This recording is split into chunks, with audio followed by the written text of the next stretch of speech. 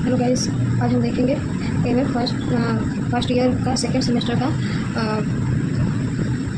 Series देखेंगे।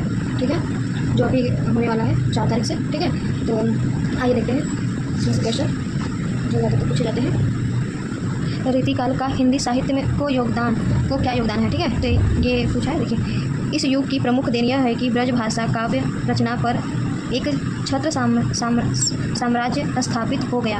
अर्थ, गौरव, चमत्कार, लाक्षणिक, सूक्ष्म भावाभि व्यक्ति की दृष्टि से वह पूर्ण समर्थ भाषा बन गई।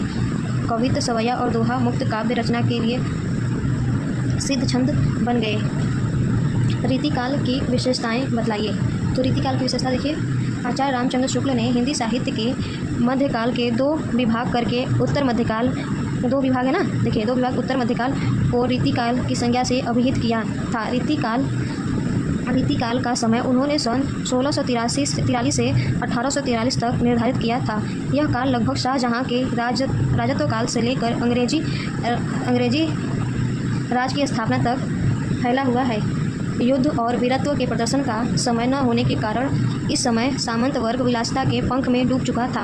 अतः दरबार में पलने वाले रीतिवादी कवियों के लिए विलासिता के तरह तरह के उपकरणों द्वारा उनका मनोरंजन करना ही छंद, अलंकार, भाषा प्रयोग, वैलक्षण आदि सभी दृष्टियों से इस काल की कविता में एक विशेष प्रकार की दीप्ति और जगमगाहट है।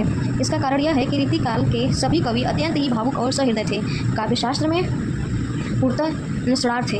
इसी कारण से उन्हें अलंकारों के बहुत ही सरस और मार्मिक उदाहरण प्रचुर मात्रा में प्रस्तुत करने में सफलता मिली। अलंकारों के ऐसे हृदयग्राही उदाहरण संपूर्ण संस्कृत साहित्य में भी न मिल सकेंगे। रसग्रंथों का पुष्कल निर्माण इस काव्य की दूसरी विशेषता है। रूप की दृष्टि से यह काव्य संपूर्ण हिंदी काव्य के भीतर अभूतपूर्व रूप से समृद्ध और प्रकाशपूर्ण है।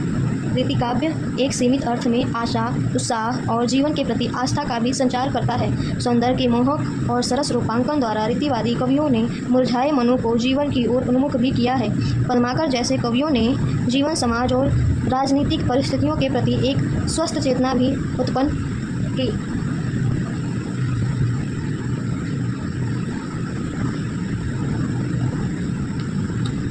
अभी के लिए इतना ही। Thank you guys.